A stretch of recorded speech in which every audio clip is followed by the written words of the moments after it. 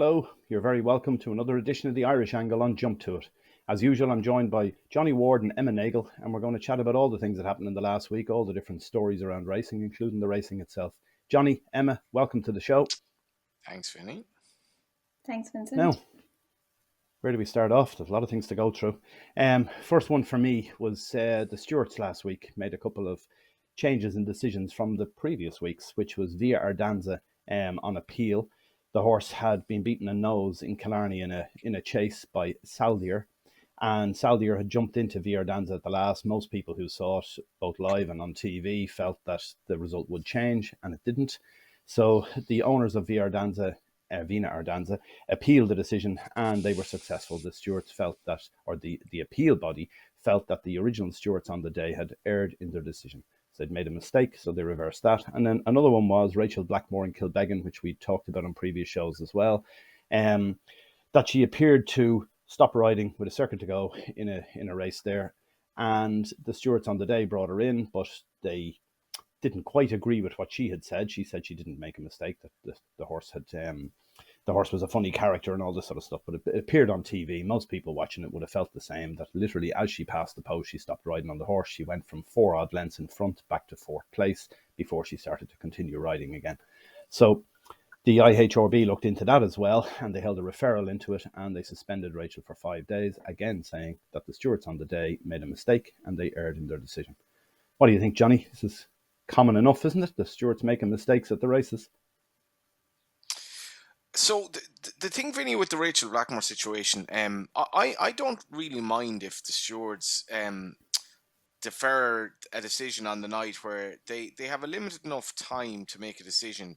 In the case of something like the Rachel Blackmore incident, which I would have dealt with in the Business Post on Sunday, I thought the whole affair was very unsatisfactory in many respects. I think it was unsatisfactory right from Rachel's conversation with journalists afterwards, right up until the referral hearing Wednesday, in which I thought the 5-day ban was, I thought it was very, very low.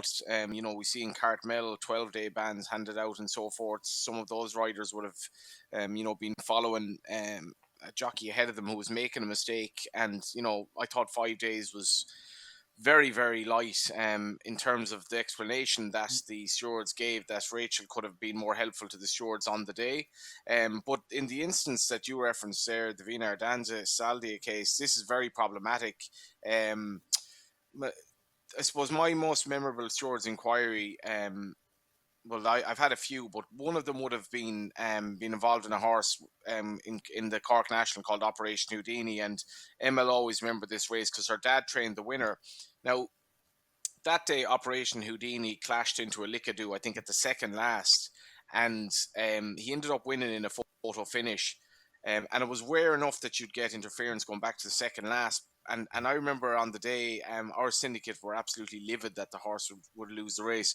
But I took a different view on it, and over time I thought they made the right decision. But there are some decisions that are debatable, right? For me, the Salday decision wasn't remotely debatable. On Sunday, I tipped up Chutates at the Curragh, and as I watched it back, I tipped him off as one of my 2 tips from Racing TV, and I said, I know this is going to go down as a loser. He's going to get thrown out. But part of me did wonder, if they don't give the Salday a decision on the day in Killarney, I mean, what are they going to do here? And stewards do the job voluntarily, but decisions like, as you mentioned, the Rachel decision, and particularly the Saldy decision, when I think surely 95 people out of 100 would say you got to reverse that, maybe even closer to 99. It does really, as your blog suggests today, it does bring the whole issue of the reliability of the Irish system with so much money involved.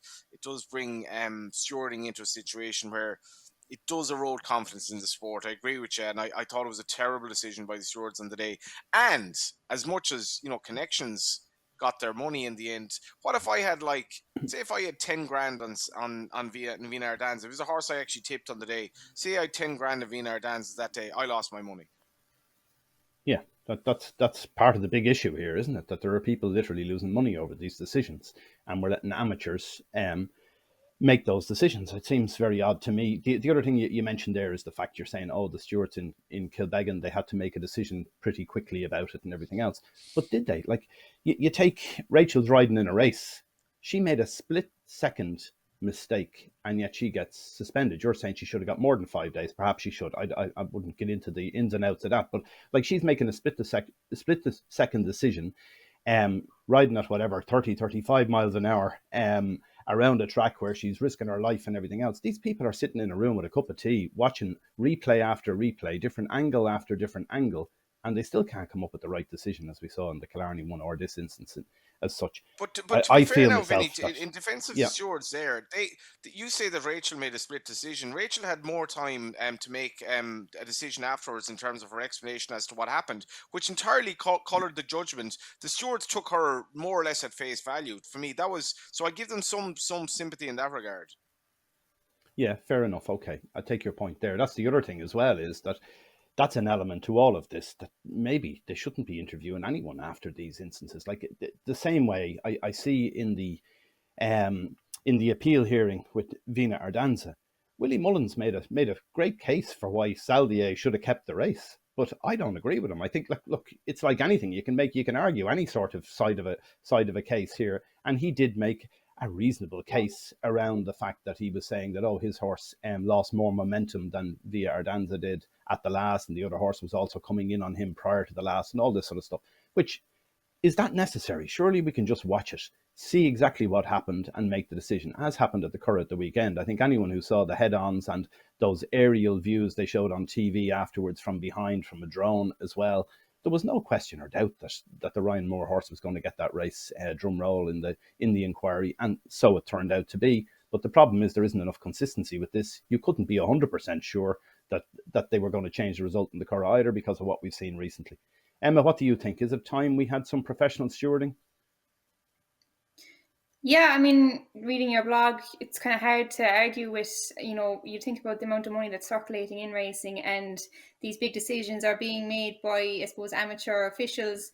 It's kind of hard to put too much blame on them in one way, because, they are doing it voluntarily. But I think in cases like the Vina Danza one in particular, those are the really frustrating ones. You get over the Rachel Blackmore one because, I suppose it didn't make too much difference. I don't think it was kind of she rode the finish a bit early, but it wasn't like she still remained in the race. But with the Vina Ardanza one, you'd imagine an awful lot of people had backed him, and it's fair enough to argue that he fairly could have won without the interference. It's kind of hard to argue Rachel's horse would have won even if he hadn't been ridden a bit earlier. So it's kind of a bit less clear cut. But yeah, it's a very difficult one, because punters will be left very sour on that one, and it's kind of hard to defend the decision of the stewards, really.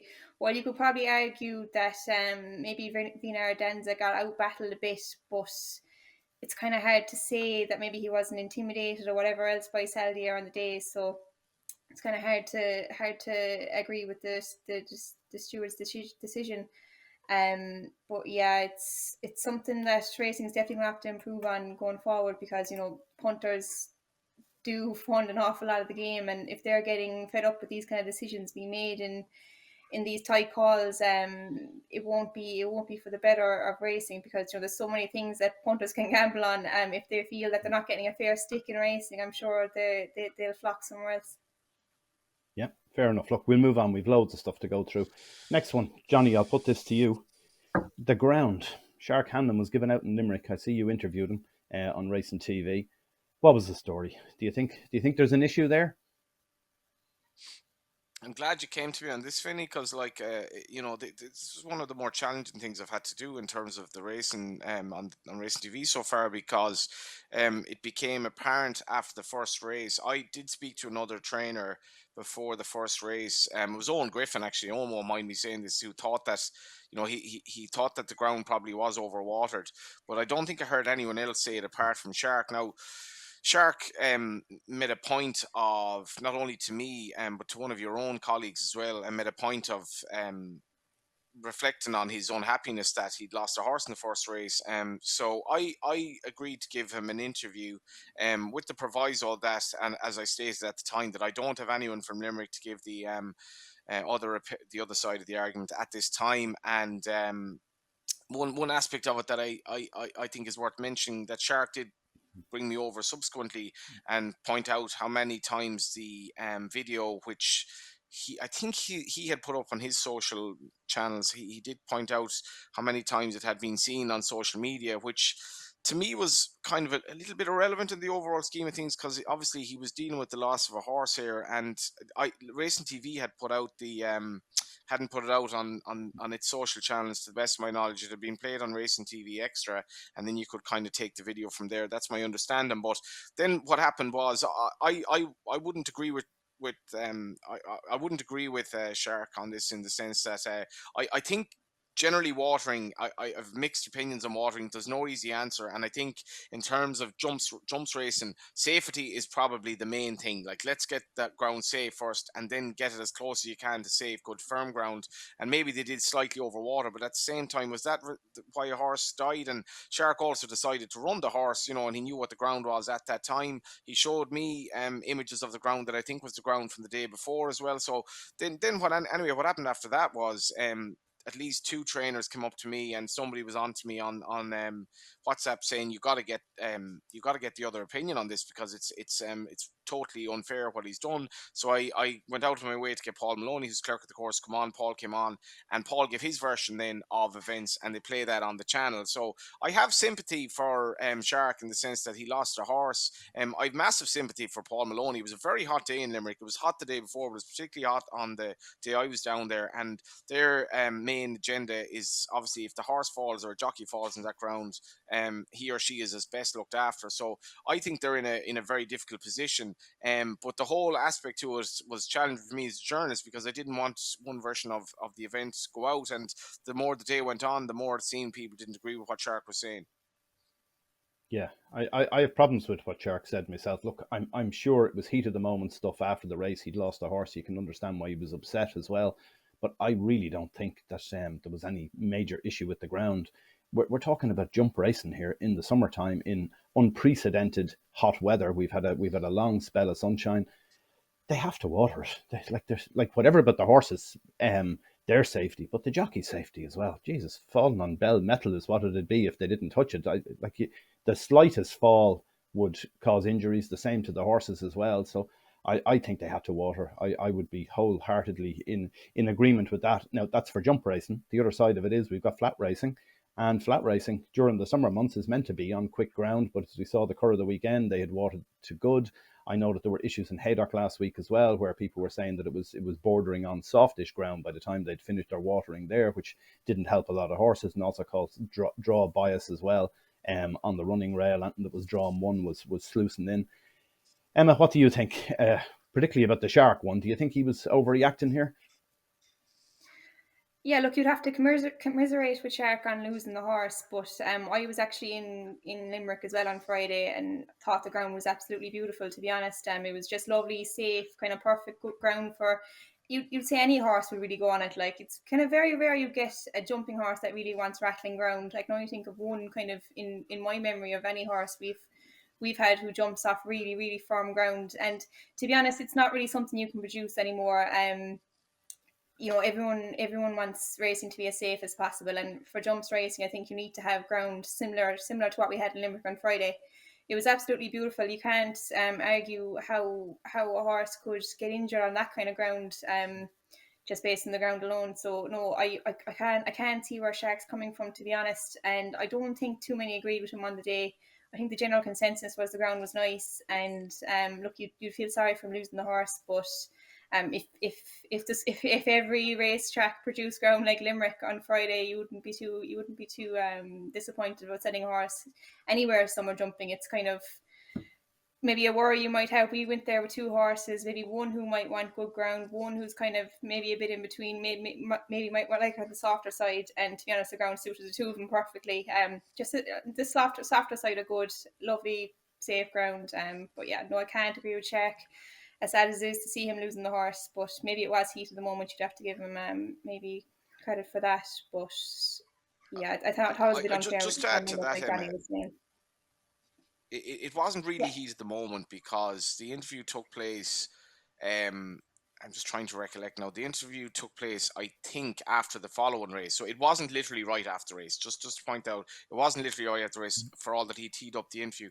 The other thing I would say is just going forward, if you are to make these comments and like if you're to conflate a horse losing his life because they've watered the ground and he falls at a hurdle, I mean, that's up for debate. Fair enough. I wouldn't necessarily agree with that, but if you make these points, you have to bear in mind the ramifications for the people whose job it is to look after that ground, because at a human level you're going into really, really deep territory there in terms of how that might affect them, and that's something that he should bear in mind going forward.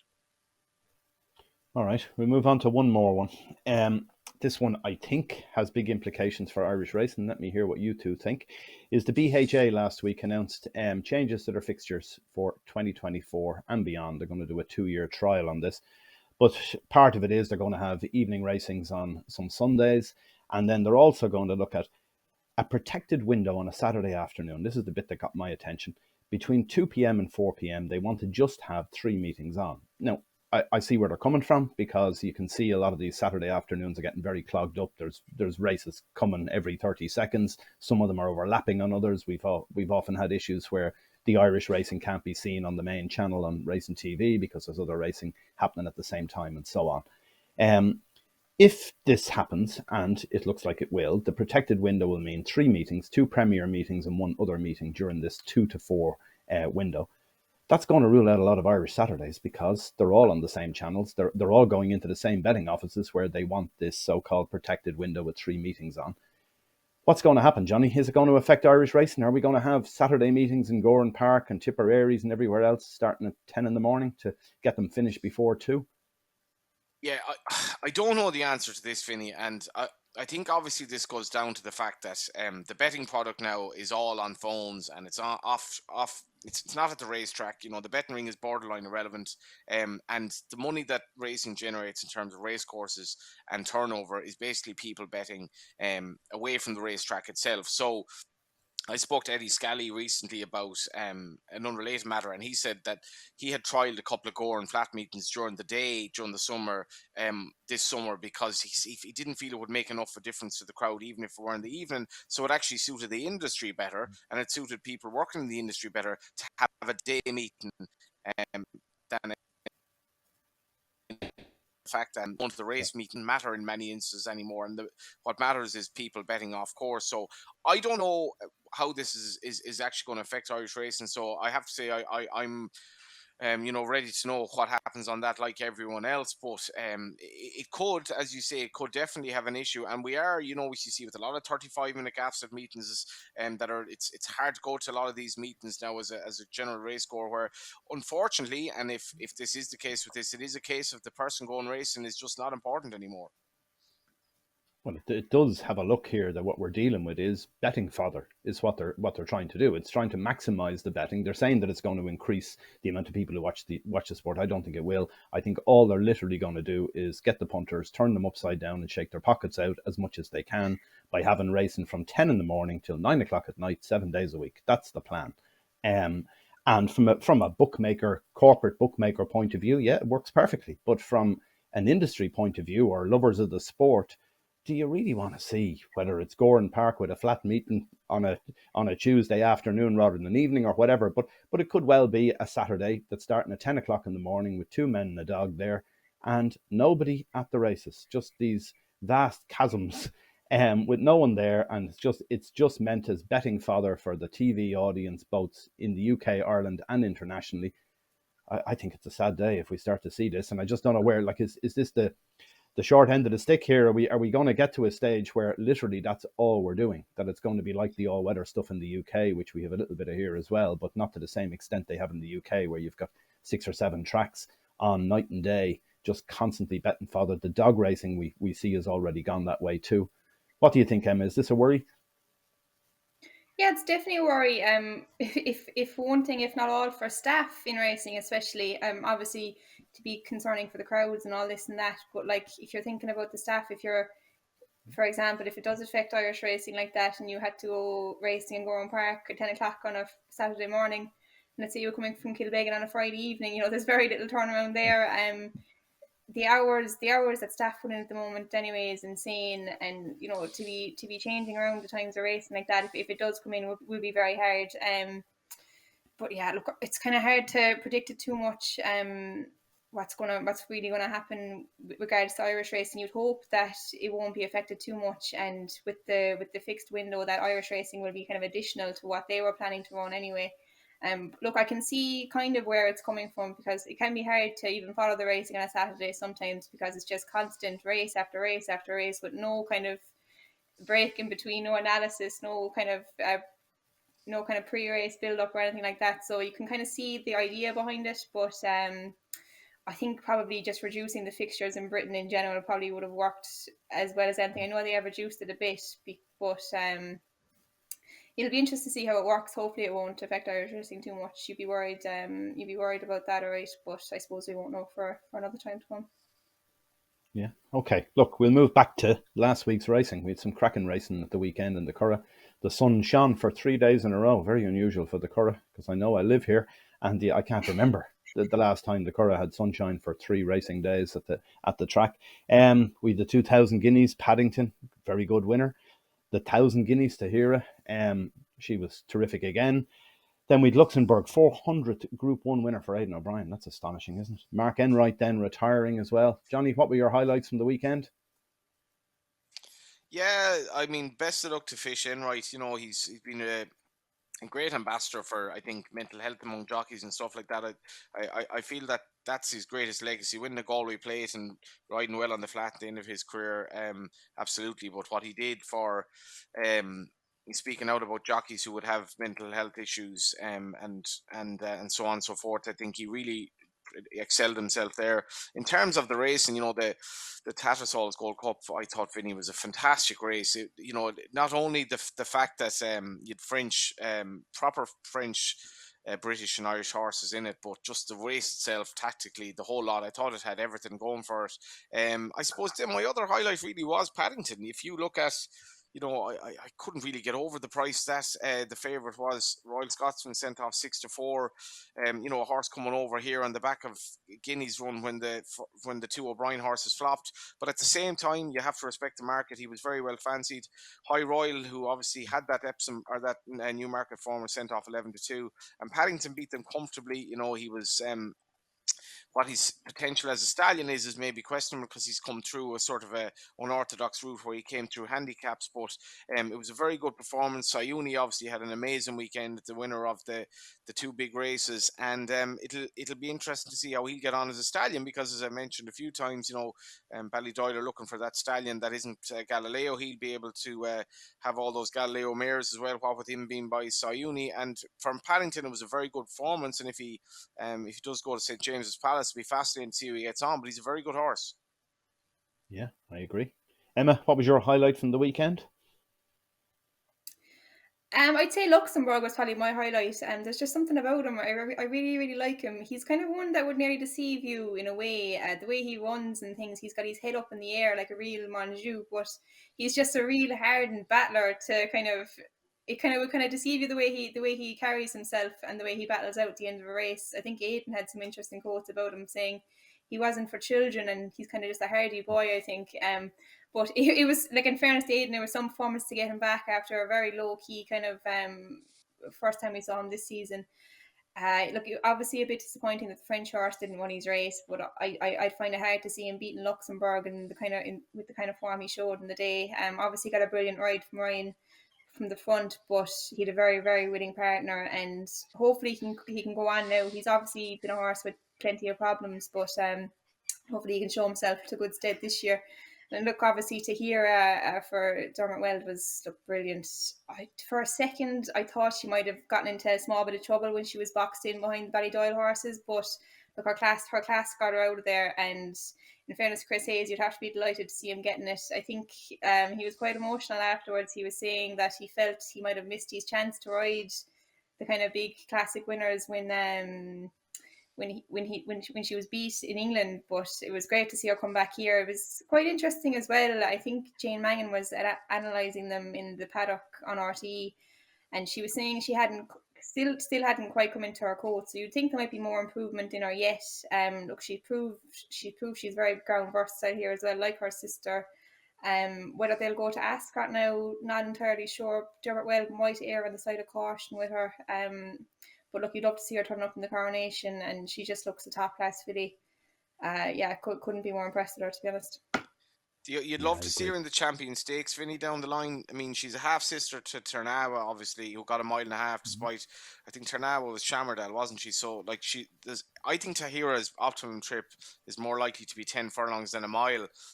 So it'd be lovely to see her in the Champion Stakes rather than the Matron. Like, I love the Champion Stakes. We have horses stepping up in trip, 3-year-olds taking on coals, older horses taking on younger horses, and it'd be lovely from a sporting perspective to see her try that rather than the Matron, which would be the more obvious option. But plenty of nice options for them. It's great. Yeah, it's great to see some Irish horses winning big races on the flat. We haven't seen much of it so far this season, so it's been great. Aidan as well, getting his first classic of the season after missing out in France and the UK, so he's back on track as well. Looking ahead to this week, we've got a few other things coming up this week. We've got Sylvester de Souza has an appeal about his 8-month ban in Hong Kong, is going to be heard today. Then this week as well, we've Ronan McNally's appeal is due to be heard. I think that's going to take place over a couple of days, about his 12-year ban from racing.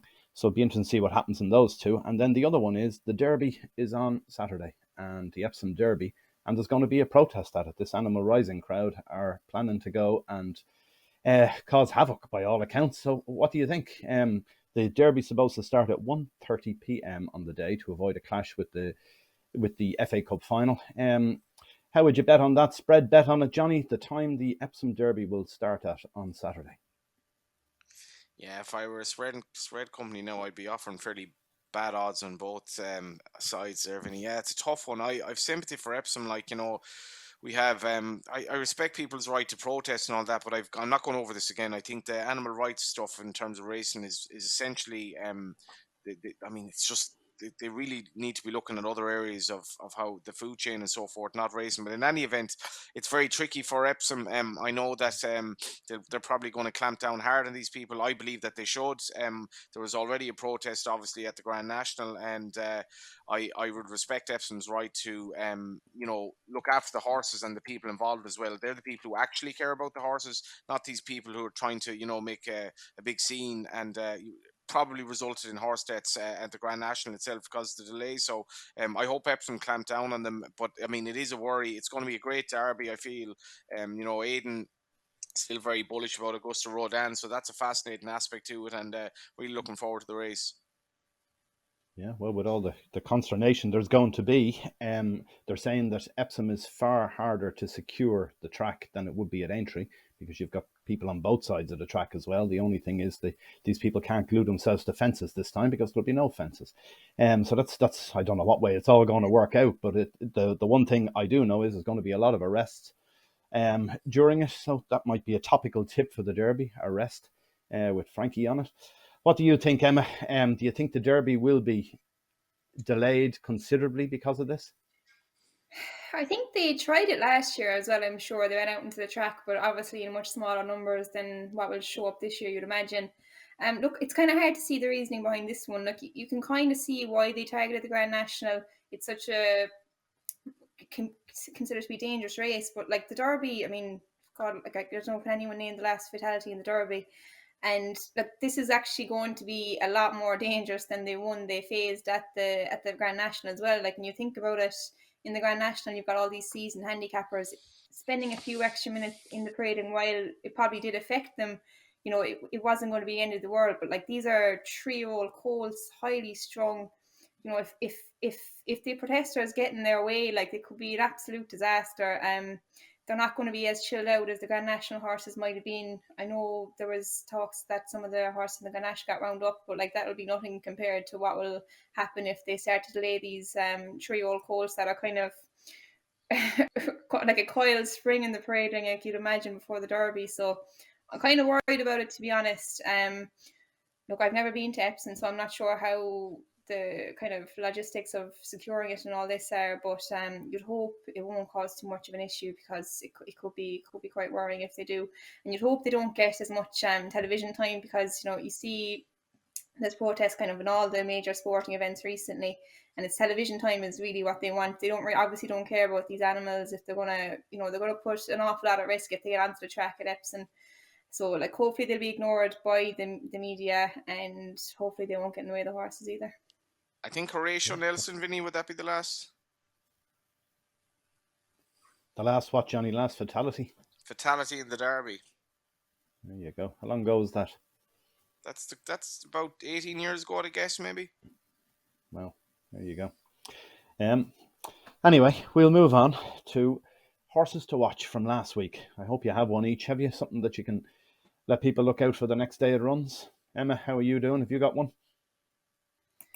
Oh, yeah, I'm just trying to think of the name here. If Johnny wants to go first, 1 second. Yeah, I can go first. It was notable that Aidan O'Brien, Vinny, it was actually kind of mad that there were a couple of stats from the weekend that shocked me, that Aidan only had one runner on the Friday at the Curragh. I think in fairness there were a lot of handicaps, and the other was that the 11 runners in the Irish Guineas, there were 11 different stallions, which I thought was mad. But Aidan did a blog with him, or did a podcast with him last week on Racing TV. He was quite sweet on Unquestionable. I hope people who did listen to that podcast, was kind of just a Curragh special, came out with the view that he was quite sweet in the horse. And I have to say now, he ran the 2-year-old maiden, the EBF maiden, on the Saturday. He was taking on Mr. Saturday, who's a horse by Blue Point, who had shaped very well first time. And Unquestionable kind of came under pressure just after halfway, but ended up winning by 4 1/4 lengths. And he's one of these Wootton Bassett horses that, again, I think a lot of pressure on the Wootton Bassett horse in Ballydoyle, and the ones that they have. And I thought it was a really, really nice performance. And wherever he goes next, he looks a smart horse, a lot of pace, great attitude. And he was introduced at 16s for the Coventry. I don't know what he is now. I doubt he's that. Yeah, very good. Right, Emma, have you got one for us for the weekend, or from the weekend, or last week? Yeah, I'm going to give one from Limerick on Friday. Kind of noticed during the week that Harold Kirk had bought a chestnut filly by no risk at all for kind of handy money in Doncaster, which probably would have meant that this lady was showing a fair bit at home. Ivana, she won the bumper on Friday in Limerick, probably above the normal standard of a summer bumper, I'd say. And to see Willie buying a similar filly during the week, probably thought that they thought a bit about her. He had another high profile bumper debutee yesterday, but I thought this lady caught the eye a bit, and I wouldn't be surprised if she was a decent filly in the future. Very good. The one you talked about yesterday was Ballinrobe, Mystical Power. The first one on the race course from any power. So big things expected. It wasn't a great performance, I didn't think, but won an average bumper, looking average, but presumably he won't be. He's got some owners, hasn't he? John Magner, JP McManus, and Rich Ritchie all own him. Unbelievable. Anyway, from me, I'm going to pick a filly that ran at the weekend in the Curragh. Just beautiful. Paddy Toomey. Used to be trained by Ivan Furtado in the UK. 5-time winner at 2 and 3. Bought for big money, 625,000 sterling they paid. And came over to Ireland last season and showed nothing on softish ground. But it got quick ground at the Curragh at the weekend. Won the Group 2 Landau's Stud Stakes very well. Won by 2 1/4 lengths or 2.5 lengths. Good performance. Heads to Royal Ascot next. And Paddy Toomey is saying Duke of Cambridge is the most likely race in Royal Ascot.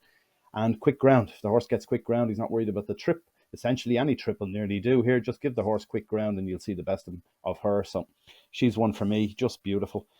So that's it. That's it for this week. Thanks for all your contributions, guys. And thanks for watching, everyone at home.